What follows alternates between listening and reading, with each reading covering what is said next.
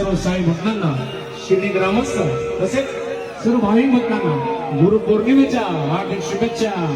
अजून एकदा आवाज द्यायचा आहे, सद्गुरु साईनाथ महाराज की जय. आवाज हात वरती करून द्यायचा आहे. जो साई भक्त असेल तो ना